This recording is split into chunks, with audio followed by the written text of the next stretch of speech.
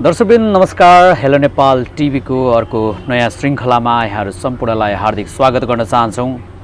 र अहिले देशव्यापी रूपमा जनचासोको विषय भनेको प्रतिनिधि सभा र प्रदेश सभा सदस्यको निर्वाचनको विषयलाई लिएर अहिले देश तातिरहेको अवस्था छ। राजनीतिक माहौल अत्यन्तै गर्मागरम भइरहेको यो परिस्थितिमा हामीले विभिन्न खालका उम्मेदवारसँग कुराकानीलाई अगाडि बढाइरहेका छौँ। र यसै सन्दर्भमा आज हामीसँग रूपन्देही जिल्ला क्षेत्र नम्बर 3 बाट प्रतिनिधि सभा सदस्यको लागि आफ्नो स्वतन्त्र उम्मेदवारी दिनुभएका प्रख्यात बन्जाडे सर हामीसँग हुनुहुन्छ। उहाँसँग विशेष गरी उहाँले लिएर अगाडि बढ्नुभएको एजेन्डाको विषयमा आजको यो अन्तर्वार्ता केन्द्रित रहनेछ। र विशेष गरी कस्तो खालको एजेन्डा, कस्तो खालको विषयलाई उठान गर्दै हुनुहुन्छ उहाँहरूले भन्ने विषयमा आजको यो पुरा भिडियो सामग्री केन्द्रित रहनेछ। आउनुहोस् आजका हाम्रा अतिथिलाई स्वागत गरौँ। सर नमस्कार। नमस्ते सर। नमस्ते। मैले यो हेलो नेपाल टेलिभिजनका मेरो मित्र चित्र गुरुङज्यूलाई पनि धन्यवाद दिन चाहन्छु। आज मलाई यस्तो बेलामा यो संवाद कार्यक्रम चाहिँ ल्याउनु भयो। अहिले मङ्सिर 4 गतेको व्यग्र प्रतीक्षामा हामी पनि छौँ र डेफिनेटली यहाँहरू त हुनुहुन्छ नै। हजुर, कस्तो छ होमवर्क, कस्तो छ तयारी यहाँहरूको अहिले? अब सरकारले मङ्सिर 4 गते प्रतिनिधि सभा निर्वाचन र प्रदेश सभा निर्वाचन घोषित भइसक्यो। अब हामी स्वतन्त्र उम्मेदवार भएको हुनाले हामीलाई च्यालेन्ज पनि छ। हामीलाई इन्डिभिजुअल भोट माग्नुपर्ने अवस्था छ। अब हामीसँग त्यस्तो मासमा लिएर जमघट गरेर हिँड्ने अवस्था मैले देख्दिनँ। कारण किन भन्दा सबैजना आफ्नो पार्टीमा हुनुहुन्छ। हामीसँग हिँडेको देख्यो भने उहाँहरूलाई फेरि पार्टीले कारबाही गर्ने हो कि त्यो पनि उहाँहरूलाई डर छ। त्यस कारणले पनि हामी इन्डिभिजुअल गाउँ, टोल, चोक, घरमा हामी त्यसरी हामी चुनावको भोट चाहिँ माग्ने क्रम हाम्रो जारी छ। अब आउने तर म इन्डिभिजुअली पर्सनल्ली घोषणा गरेको दिनदेखि नै म आफै लागिरहेको छु। तर पनि अब म आउने आइतबारबाट म अलिकति व्यवस्थित तरिकाको पम्पलेट होइन, मेरो एजेन्डा, मेरो प्रतिबद्धता, मैले मेरो देशलाई कसरी लैजाने, मेरा भिजनहरू कस्ता छन्, ती भिजनहरूलाई लिएर म जनता सामु जान्छु। चित्रजी, यहाँको बारेमा भन्नुपर्दाखेरि चाहिँ यहाँ एउटा सामाजिक अभियन्ता हुनुहुन्छ। अझ मुख्यतः यहाँ अधिवक्ता पनि हुनुहुन्छ। र अर्को यहाँको आइडेन्टिफिकेसन भनेको यहाँ समाजशास्त्री, सोसियोलोजिस्ट पनि हुनुहुन्छ। हजुर, अचानक यो पोलिटिक्समा छिर्ने इन्ट्रेस्ट यहाँले कसरी जगाउनु भयो? के सम्भावना देख्नु भएको छ पोलिटिक्समा? अब म बाल्यकालदेखि कलेज लाइफबाटै म समाजमा सामाजिक काम गतिविधिहरू पढाइ सँगसँगै गर्दै आइरहेको थिएँ। स्टिल आजको दिनसम्म तपाईँको यो अन्तर्वार्ता लिँदासम्म पनि म रनिङमै छु।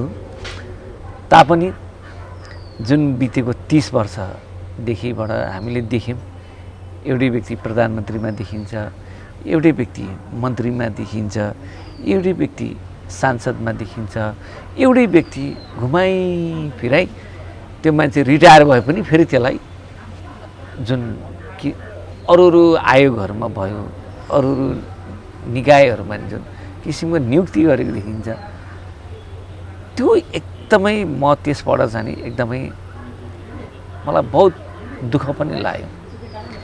मानिसले के छ भने जीवनमा एकचोटि राम्रो काम गर्नुपर्छ। हामी मानिसहरू जन्मेपछि समाज मात्र नभएर देशको लागि एउटा रचनात्मक बाटो कसरी अगाडि बढाउने, कस्तो काम गर्यो भने यो देश अगाडि बढ्छ भन्ने मलाई पनि एकदम सोच चाहिँ लागिरहेको थियो। तर त्यो सोच हुँदाहुँदै पनि मलाई के भने हामीले मौका दिएन, राज्यले मौका दिएन, ट्यालेन्ट हुँदा पनि मौका दिएन, सिप हुँदा पनि मौका दिएन। भनिसकेपछि अलिकति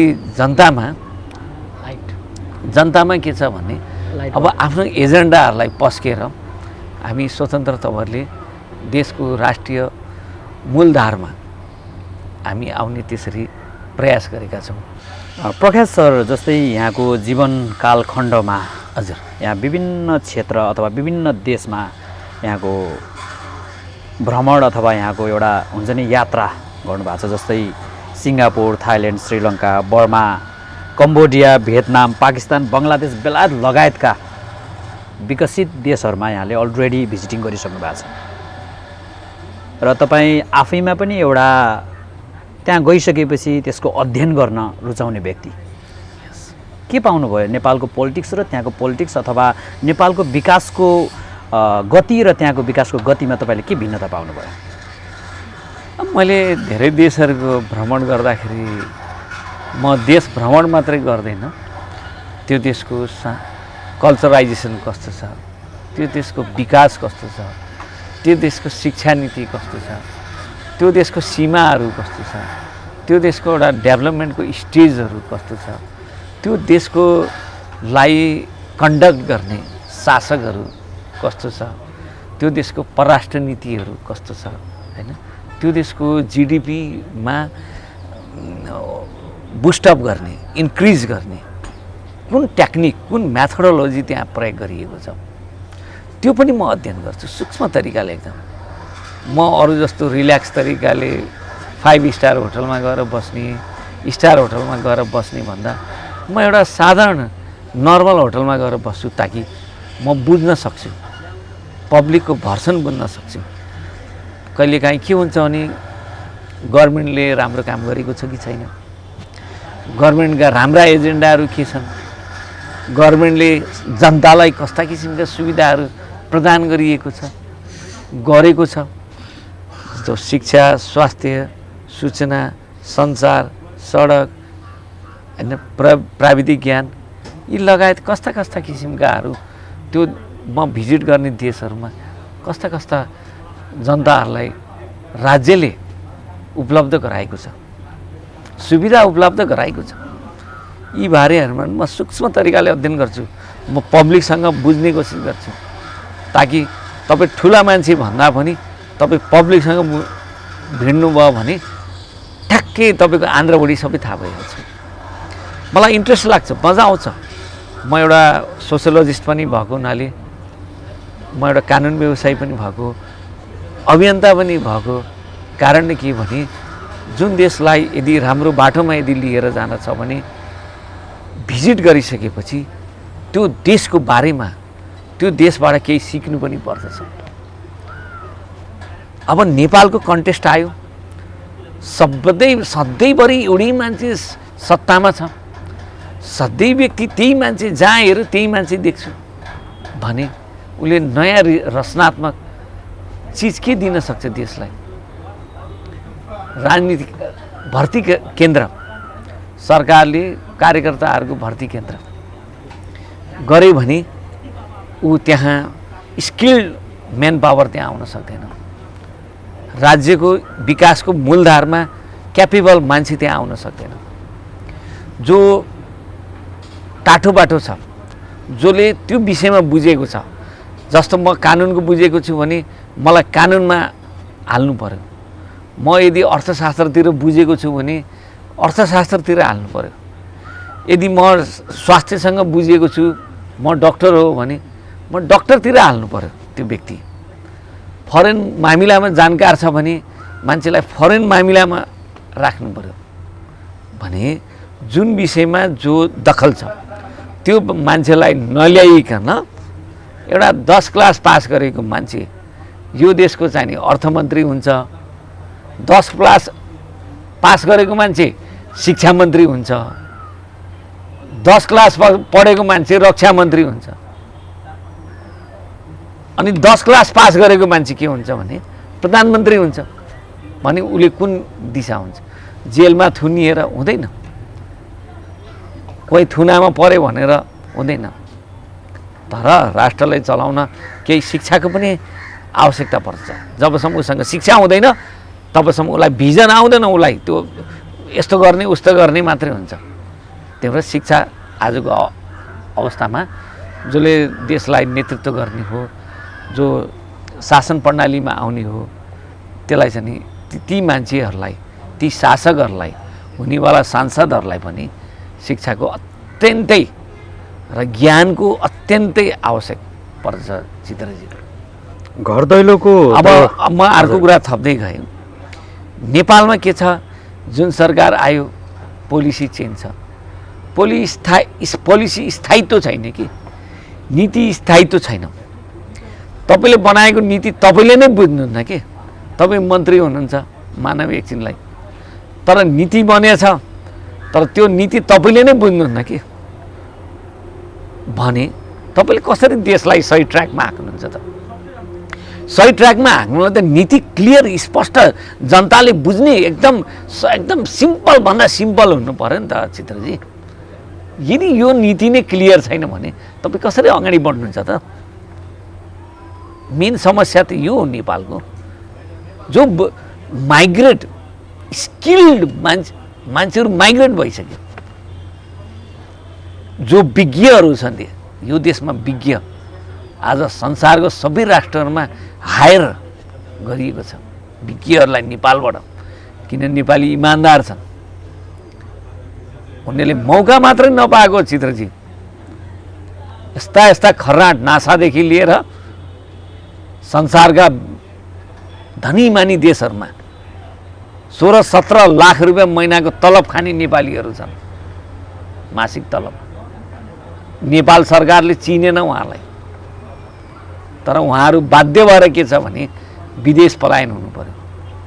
यो पलायनलाई हामीले रोक्ने हो यो नीतिको कारणले के छ भने हाम्रो नेपाल फेल खायो, नेपाल अगाडि बढ्न सकेन, अन्तर्राष्ट्रिय हस्तक्षेप हुँदै गयो। तपाईँको भिजनै छैन, तपाईँसँग बोल्ने आँटै छैन, बोल्न आँट गरे अहिले भर्खर 5 मिनटमा सरकार ढल्छ, अनि तपाईँले कसरी देश चलाउनुहुन्छ? कहिले दक्षिणको समस्या छ, कहिले उत्तरको समस्या छ, कहिले विदेशी हस्तक्षेप छ भने हस्तक्षेप कार्यले नै हाम्रो देश के भयो भने फितलो भयो, अगाडि बढ्न सकेन। केही नयाँ नीतिगत जो देशलाई अगाडि बढाउने नीतिगत निर्णयहरू, फास्ट ट्र्याकका नीतिहरू लिन सकेन चित्रजी। बहुत दुःख लाग्छ। कति कराउने हामी संसदमा त छैनौँ, तर अब यही नीतिलाई हामी उजागर गर्न हामी स्वतन्त्र रूपमा, किन स्वतन्त्र व्यक्तिले उसले बोल्छ, स्वतन्त्र व्यक्तिले नडराइकन बोल्या हुन्छ, उसले एजेन्डा राख्छ, विचार राख्छ। तर जो टीका लाएर आउँछ नि, फेरि उसले आफ्नो मुखियालाई सोध्नुपर्छ, यो बोल्यो भने मेरो सरकार ढल्छ कि नै, मेरो पद जान्छ कि जान्न, मेरो मन्त्री पद रहन्छ कि नै। यस्तो किसिमको स्थिति नेपालको गुज्रिरहेको छ चित्रजी। अब यहाँहरू घर दैलोको दौडामा त हुनुहुन्छ नै होइन? जस्तै यहाँले जुन भिजन, जुन खालको एजेन्डाको कुरा गर्नुभयो, अब धेरै दर्शक महानुभावहरू आतुर पनि हुनुहुन्छ, मङ्सिर 4 को लागि आतुर हुनुहुन्छ। क्षेत्र नम्बर 3 जुन रूपन्देही जिल्लाको क्षेत्र नम्बर 3 बाट स्वतन्त्र उम्मेदवार हाम्रो प्रख्यात बन्जाडे सरको पनि स्वतन्त्र उम्मेदवारको चाहिँ एउटा आफ्नो उम्मेदवारी दिनुभएको कारणले गर्दा उहाँको भिजन सुन्नको लागि पनि धेरै जनताहरू आतुर हुनुहुन्छ। यहाँको प्रष्ट भिजन एजेन्डा चाहिँ के हो? अब म कुन तर्फ डोर्याउन चाहनुहुन्छ? म एकदम पोइन्ट बाई पोइन्टमा जान खोजेँ। म पहिला शिक्षाबाट सुरु गरेँ। 11-12वटा जति एजेन्डा छ। शिक्षामा मेरो एउटा प्राविधिक शिक्षा छ, एउटा व्यावसायिक शिक्षा। म स्ट्रेट दर्शकहरूलाई मेरो भिजनहरू क्लियर म भन्दिनँ। सबैले यहाँले सटिक रूपमा नै एकदमै सरल तरिकाले उहाँलाई पनि बुझ्न सजिलो हुन्छ। यस्तो शिक्षा देशलाई अहिले आवश्यक छ। तपाईँ आज अध्ययन गर्नुहुन्छ, अध्ययन गर्दा गर्दैको बखतमा तपाईँ यसलाई चाहिँ नि के छ भन्दाखेरि क्यासमा बजाउन सक्ने। आज तपाईँ सिप लिनुभएको छ, सिपलाई तपाईँ अध्ययनकै दौरानमा पकेट खर्च जो गर्ने यस्ता खालको पढ्दै कमाउँदै भन्ने पढ्दै कमाउँदै सिप प्राविधिक व्यावसायिक सिप चाहिँ नि आजको देशले खोजेको छ। म स्पष्ट छु भिजनमा। स्वास्थ्य कस्तो हुनुपर्छ? एकदम निःशुल्क हुनुपर्छ।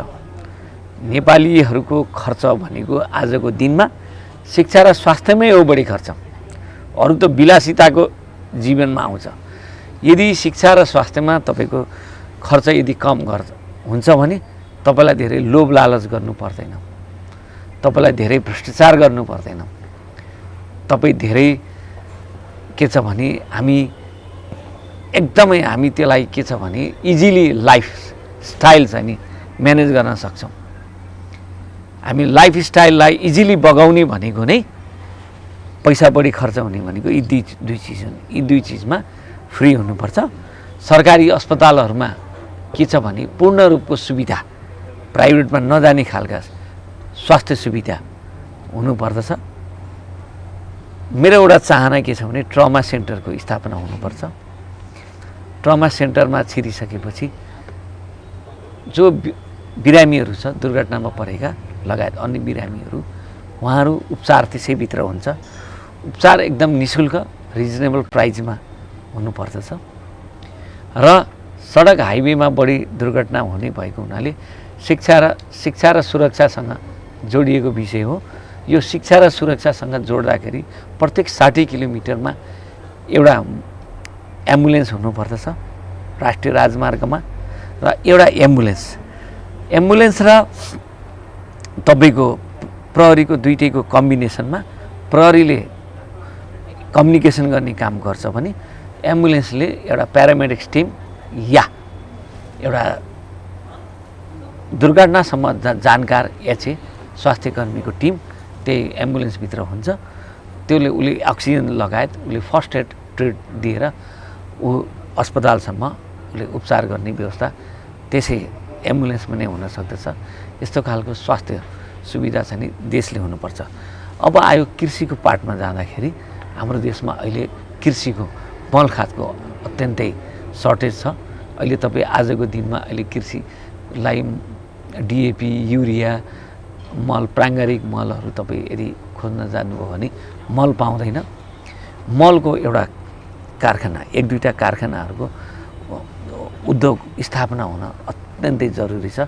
सरकारको यस्ता विषयहरूमा ध्यान पुगेको छैन। यो मेरो एउटा राष्ट्रिय एजेन्डा पनि हो। यो स्वतन्त्र उम्मेदवारहरूको एउटा राष्ट्रिय एजेन्डा पनि हो।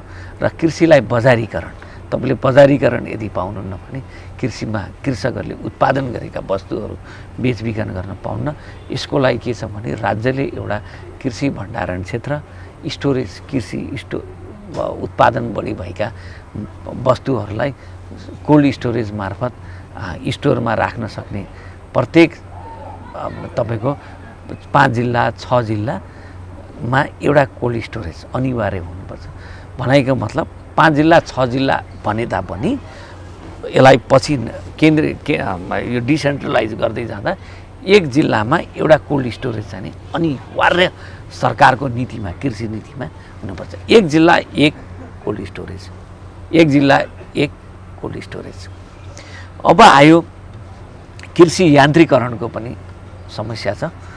कृषि यान्त्रिकरण, कृषिमा जुन अहिले कृषकहरू पेसामा लागिराख्नु भएको छ, उहाँलाई अत्याधुनिक किसिमका कृषि यन्त्रहरूको प्रयोग, छोटो, छरितो, कम पैसामा उहाँहरू कृषि उत्पादन गर्ने खालका चाहिँ नीतिहरू ल्याउन जरुरी छ। यो नीति ल्यायो भने बल्ल चाहिँ हामी कृषिमा हामी फड्को मार्न सक्छौँ।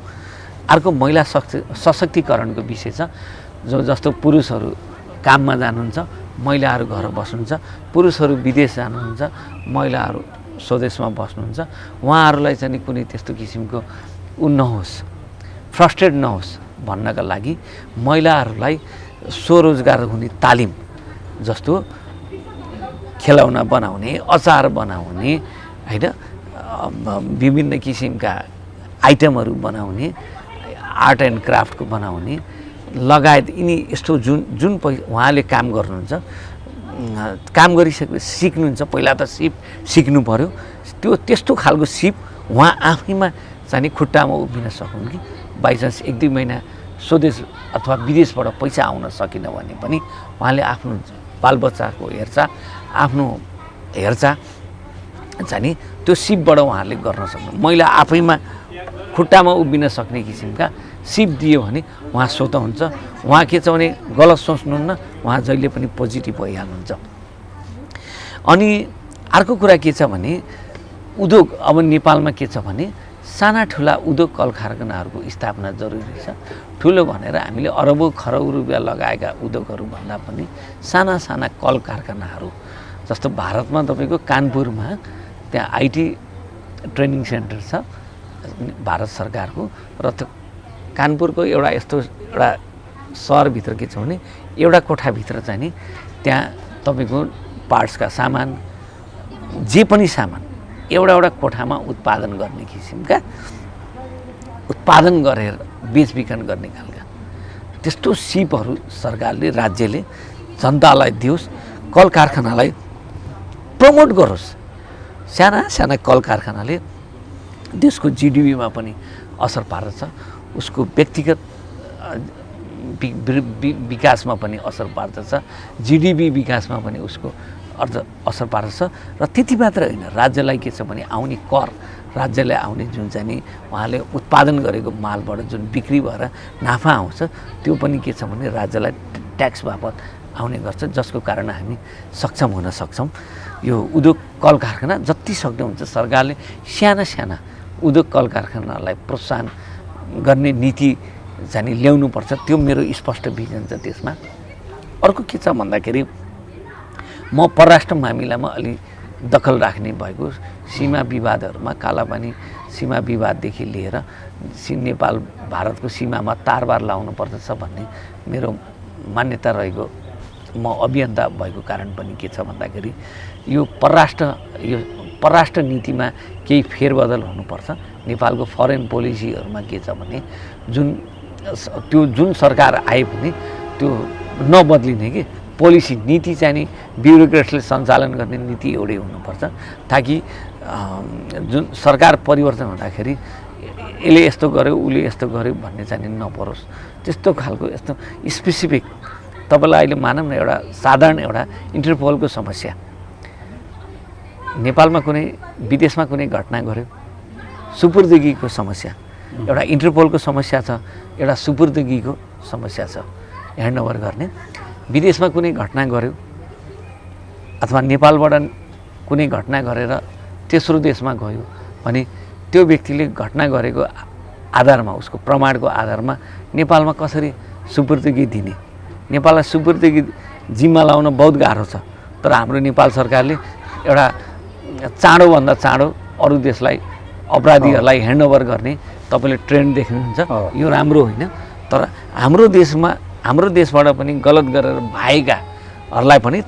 तुरुन्तै के छ भने सुपुर्दगी छ भने परराष्ट्र नीतिमा पनि हामीले संशोधन हुन एकदम रिभोल्युसनरी चेन्ज ल्याउन जरुरी छ परराष्ट्र नीतिमा अब अहिले तपाईँले देख्नुहुन्छ पछिल्लो समय न्यायपालिकाहरूमा जता हेऱ्यो लथालिङ्ग छ अहिले 30,000 मुद्दाहरू पेन्डिङ अवस्थामा छ चित्रजी तपाईँलाई पनि जानकारी होस् यो मेरो अहिले हेलो नेपाल टिभी जसले हेर्दै हुनुहुन्छ 30,000 मुद्दाहरू यतिखेर पेन्डिङमा छन् यत्रो मुद्दाहरू कसरी राज्यले ठेक्ने हो यो एउटा बहुत क्यान्सरको रूपमा देखिएको छ भाइरसको रूपमा देखिएको छ यस्ता म एउटा अधिवक्ता पनि भएको हुनाले मेरो क्षेत्र न्याय पनि न्यायालयतिर न्यायको पाठ परेको हुनाले यी 30,000 मुद्दाहरूलाई कति सक्दो चाँडो फास्ट ट्र्याकबाट होइन एउटा मान्य न्यायाधीशहरूको नियुक्ति गरेर हुन्छ कि होइन त्यो कारणले के छ भने एउटा जनतालाई कमभन्दा कम खर्चमा न्याय सर्वसुलभ होस्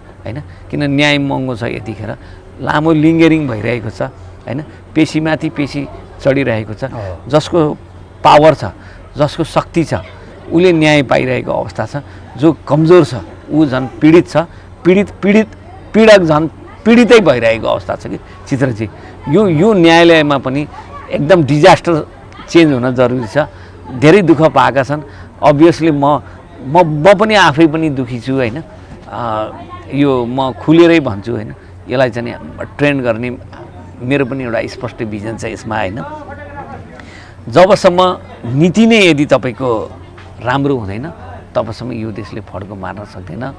अब तपाईँले देख्नुहुन्छ नेपालभरि तपाईँले राजमार्गहरूमा हिँड्नुभयो भने जता पनि गाईबस्तुहरू छाडा गाईबस्तु चौपायाहरू देख्नुहुन्छ। राज्यले एउटा स्पष्ट नीति ल्याएर चाहे नगरपालिका होस् जिल्ला बेसमा होस् होइन, एउटा यत्रो जङ्गलमा खाली जग्गाहरू छ होइन, प्रति जग्गाहरू छ, नेपाल सरकारको अधीनमा रहेको जमिनहरू छ। यी जमिनहरूमा के छ भने कान्जी हाउसको सरकारले एउटा व्यवस्थित भनौँ न, मानव 6 जिल्ला 10 जिल्ला 12 जिल्ला 15 जिल्लाको छाडा गाईबस्तुहरूलाई कलेक्सन गरेर त्यहाँ कान्जी हाउसमा व्यवस्था गर्ने गर्यो भने त्यो पनि एउटा के छ भन्दाखेरि सडक दुर्घटना हुँदैन। किन म त लामो समयदेखि सडक दुर्घटना अभियानमा बसेको भएको कारणले पनि यो चाहिँ मेरो स्पष्ट भिजन छ। यसमा यिनीहरू मेरो क्लियर छ। सडक सुरक्षा बढी हुनुपर्छ र राजमार्गहरू CCTV लेस हुनुपर्छ ताकि प्रहरीहरूलाई बाटोमा धेरै देखाएर प्रहरीको बढी उपस्थिति गराएर हरर एन्ड टेरर देखाउन भन्दा CCTVबाट मोनिटरिङ गरिदियो भने त्यहाँ चाहिँ के छ भने त्यहाँ राम्रो पनि हुन्छ, सडक सुरक्षा हुन्छ होइन। दुर्घटना भयो भने पनि अघि मैले भने एम्बुलेन्स र प्रहरी जुन किसिमको चाहिँ देख्नुभयो तपाईँले, जुन किसिमको तपाईँले मैले अघि भिजन भने स्वास्थ्यसँग जोड्दाखेरि एम्बुलेन्स र प्रहरी त्यो नीति चाहिँ अनिवार्य हुनुपर्छ। त्यसैसँग CCTV पनि जोडिएको छ चित्रजी। अब रूपन्देही जिल्लाको क्षेत्र नम्बर 3बाट प्रख्यात बन्जाडे सहरको चाहिँ स्वतन्त्र उम्मेदवार जुन प्रतिनिधि सभा सदस्यको लागि हजुर यति प्रखर वक्ता, एउटा अधिवक्ता पनि, समाजशास्त्री त्यति मात्र नभएर यहाँ चाहिँ एउटा सामाजिक अभियन्ता पनि हुनुहुन्छ। यस्तो खालको डाइनामिक लिडरलाई त विभिन्न राजनीतिक दलबाट एउटा यो बेलामा त फोन कल पनि आउने, तपाईँ मेरो पार्टीमा आउनुहोस्, यो खालको प्रलोभनहरू, यो खालको कुराहरू कतिको आइरहेछ? अब हेर्नुहोस्, म स्वतन्त्र उम्मेदवारको घोषित सामाजिक सञ्जालमा गरेदेखि नै पार्टीहरूलाई अलिकति झट्का लाग्नु स्वाभाविकै हो। किनभने एकाएक चाहिँ उम्मेदवारी घोषणा भयो। अब यो म स्वयं कसैको दबाबमा म उठेको होइन, मैले पनि देशमा केही रचनात्मक परिवर्तन ल्याउनु पर्छ। प्रकाश सर, जस्तै जुन क्षेत्रबाट यहाँले स्वतन्त्र उम्मेदवारीको रूपमा यहाँ खडा हुनुभएको छ नि, त्यो क्षेत्र भनेको एउटा नेपालकै नेताहरूको चाहिँ एउटा अब्बल राजनेताहरूको चाहिँ एउटा हबको रूपमा पनि चिनिन्छ। चुनौती ठान्नु भएको छैन? एउटा स्वतन्त्र रूपमा उठेको उम्मेदवारले चाहिँ उहाँहरूलाई चुनौती दिँदै एउटा हुन्छ नि यसरी चाहिँ घर दैलोकै रूपमा गइरहनु भएको छ। चुनौती ठान्नु भएको छैन तपाईँले? यति सजिलै लिनु भएको छ? चुनौती प्रतिनिधि सभा सदस्यमा चाहिँ यति सजिलै निर्वाचित भइन्छ जस्तो लाग्छ? होइन, चुनौती छ चित्रजी। जहाँ चुनौती छ त्यही नै मजा आउँछ नि। नेपालको राष्ट्रिय राजनीतिमा कसरी चिर्नुहुन्छ तपाईँले? अब म घर दैलोमा जाँदैछु, गइराखेकै छु, इन्डिभिजुअली भोट मागिरहेको छु। भोट माग्ने क्रममा उहाँहरू अलिकति के छ भन्दा बाहिर निस्किन खोज्नु भएको छैन, त्यहाँ कारण छ होइन। म घर घरमा भोट माग्न गइरहेको छु। सबैजना राजनीतिक दलकै कुनै न कुनै दलमा आस्थामा हुनुहुन्छ, छतमुनि नै हुनुहुन्छ। अझ तपाईँ भन्ने हो भने आजकल बच्चा जन्मेदेखि नै ऊ पार्टीको भइहाल्छ अफकोर्स होइन, हजुर, गर्भदेखि नै ऊ पार्टीको भइहाल्छ। तर नेपालको राष्ट्रिय राजनीतिमा हलचल मचाउने रूपन्देही जिल्ला क्षेत्र नम्बर 3 भैरुवा नेपालको एउटा ऐतिहासिक पृष्ठभूमि पनि छ, दिग्गजहरूको उपस्थिति रहेको छ। त्यो सेन्समा पनि मैले यहाँलाई यो जिज्ञासा राखेको। त्यो दिग्गजहरूको बिचमा पनि म आएर एकाएक उम्मेदवारी दिनु उहाँहरूलाई पनि अलिकति च्यालेन्ज त भएको छ होइन। एउटा अभियन्ता पनि, म त काम गरेर आएको मान्छे हो नि। म एकैचोटि आज दुलोबाट निस्केर म एकैचोटि फट्टै बाहिर निस्केर आएको मान्छे त होइन। म त भैरवमै जन्मेँ, भैरवमै हुर्केँ, नेपालमै अध्ययन गरेँ। म बाहिर पनि अध्ययन गर्न गइनँ, स्कलर बाहेक। थाइल्यान्ड, बर्मा र कम्बोडिया, बङ्गलादेश 4वटा देशमा अध्ययनको सिलसिलामा म गएको थिएँ। ढाका युनिभर्सिटी, थाइल्यान्डको थम्साड युनिभर्सिटीमा पनि हामीहरू त्यहाँ कस्तो अध्ययन हुने रहेछ भने त्यहाँ पनि गऱ्यौँ होइन। थेरावादा विश्वविद्यालय, म चित्रजी म बुद्धवादको पनि स्कलर पनि भएको कारणले म बुद्धिज्म अध्ययन गर्दा थाइल्यान्ड, बर्मा र कम्बोडियाको पनि म अध्ययन भ्रमणमा गएको थिएँ। मसँग धेरै ज्ञानहरू पनि छ होइन। हो, च्यालेन्जिङ छ। यत्र दिग्गजहरूको बिचमा चुनाव लड्नु मजाक होइन। जहाँ च्यालेन्ज छ त्यहाँ मजा आउँछ। घर दैलोमा जान्छु, म भन्छु तपाईँ किन आउनुहुन्छ, यस्ता दिग्गज नेताहरू लड्दै हुनुहुन्छ, तपाईँ घर बस्नुहोस् पनि भन्नुहुन्छ। म हाँस्छु, उहाँलाई कन्भिन्स गर्छु होइन। तपाईँहरूको एक भोट अमूल्य मत हुनेछ होइन। हामीलाई पनि हेर्नुहोस् न, सधैँभरि एउटै मान्छेले चाहिँ तपाईँहरू जिताएर के पाउनुभएको छ होइन। हामीलाई पनि हेर्नुहोस् न एकचोटि, हाम्रो पनि भिजन हेर्नुहोस्, हाम्रो पनि प्रोफाइल हेर्नुहोस् होइन। राष्ट्रलाई कसरी अगाडि बढाउन सकिन्छ, म त्यो विषयमा स्पष्ट छु, भन्छु पनि। कसैले प्रख्यातजी तपाईँ लाग्नुहोस् होइन, पछाडिबाट हाम्रो सपोर्ट छ। अब दर्शकहरूले पनि अब यो हेलो नेपाल टिभी हेर्दै हुनुहुन्छ भने कृपया यही च्यानलबाट पनि तपाईँले भोट दिनुहोस् होइन। हामी समाजमा एउटा के छ भने रचनात्मक परिवर्तन हाम्रो ध्यान छ। यो देशलाई कसरी अगाडि एउटा रिभोल्युसनरी चेन्ज लैजानमा हामी दत्तचित्त छौँ। म सुतेको पनि छैन। म यो चुनावमा मात्रै तपाईँले सोच्नु होला चुनाव आयो दौडेको छ भन्नु होला। मेरो पृष्ठभूमि हेर्नुहोस् होइन। म 55 सालदेखि निरन्तर, म विदेश पनि, मलाई धेरै देशले म बस्न पनि सक्थेँ। मैले 3वटा देश त म VVIP प्रोटोकलमा भिजिट पाएको थिएँ होइन। म बस्न चाहेमा म बस्न पनि सक्थेँ, तर म बसिनँ। मेरो देशै मलाई प्यारो छ होइन। यही कारणले पनि के छ भने मैले आफ्नो उपस्थिति म प्रेजेन्टेसन प्रतिनिधि सभा क्षेत्र नम्बर 3बाट दिएको चित्रजी। यहाँको क्षेत्रको विभिन्न कुना कन्दरा, घर दैलो, प्रत्येक जनताको घर घरमा पुग्ने यहाँले चाहिँ जुन अठोटका साथ लागिरहनु भएको छ घर दैलोमा, के समस्या फाइन्डिङ गर्नुभयो? समग्रमा जनताको एउटा साझा समस्या भनेको के रहेछ प्रकाश सर? म कृषिको एङ्गलबाट कुरा गर्ने भने जब खेतीपातीको बेला आउँछ कृषकहरूलाई मलखात पाउँदैन प्रख्यातजी।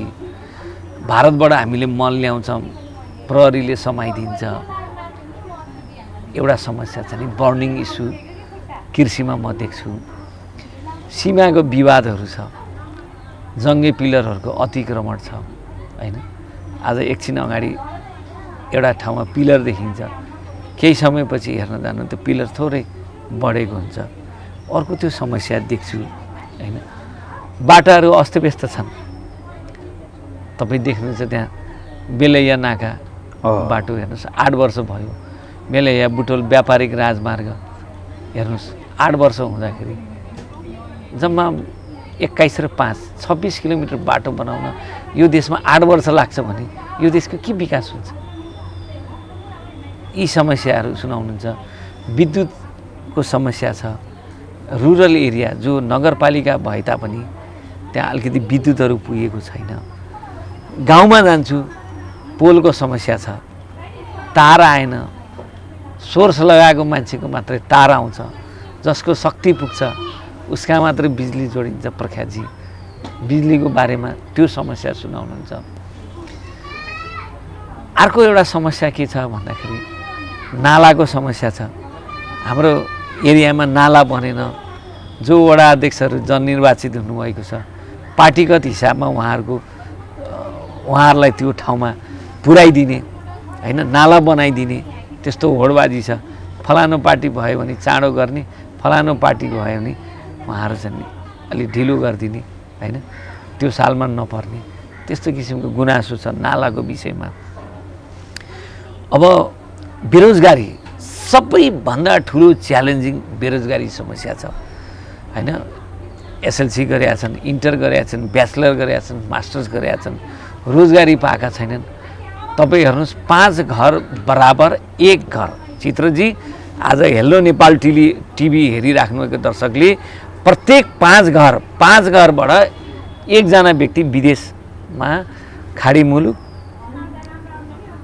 रोजगारीको सिलसिलामा गएको अवस्था छ भने अलि जो धनी मान्ने व्यक्तिहरू हाई स्किल्ड भएका मान्छेहरू युरोप अमेरिकातिर हुनुहुन्छ र अरू विद्यार्थीहरू अध्ययनको लागि नेपालभन्दा बाहिर अध्ययनको लागि जानुभएको छ। धेरै पैसाहरू हाम्रो विदेश गएको छ। त्यही भएर अहिले हाम्रो देशको आर्थिक सङ्कट आउनुमा पनि के छ भने हाम्रो नेपालको पैसा विदेश गइरहेको छ। त्यही भएर एउटा यो क्षेत्रमा म क्षेत्र नम्बर 3 को प्रतिनिधित्व गर्दै गर्दा एउटा प्राविधिक शिक्षालयको स्थापना, मैले व्यवसायिक शिक्षाको स्थापना र विद्यार्थीहरूलाई जुन अहिले भौतारिनुपर्छ नि बाहिर जानु, त्यो नभौतारिने किसिमको एजुकेसन हबको रूपमा स्थापना गर्नुपर्छ भन्ने मेरो मान्यता रहेको छ। यस्ता समस्या छन्, टुरिज्मका समस्या छन् हैन। टुरिज्मका मेरो छिमेकी लुम्बिनी पर्छ हैन। अब लुम्बिनी आउनुहुन्छ टुरिज्महरू एक दिन पनि होल्ड गर्न सक्नुहुन्न। सरकारले एउटा होल्ड गर्ने वातावरण कमसेकम भिसा प्रणालीमा एक रात 1 डे स्टे 1 नाइट स्टे हामीले बारम्बार सरकारलाई भनेका छौँ। नेपालको यदि आर्थिक विकास गर्न छ, परराष्ट्र मामिलामा यदि विकास गर्न छ, टुरिज्मबाट हामीले यदि टुरिज्मलाई भित्राएर हामीले इन्कम जेनेरेट गर्न छ भने एक रात व्यवस्था गऱ्यो भने त्यहाँको होटलको चल्छ, त्यहाँ भएका साना साना दुकानहरू चल्छ। त्यससँग आसपास पर्यटकीय क्षेत्रको नजिक भएका आसपासका दुकानहरूको चलायमान हुन्छ। हो, यो चाहिँ नि गर्न जरुरी छ। यस्ता समस्या छन्।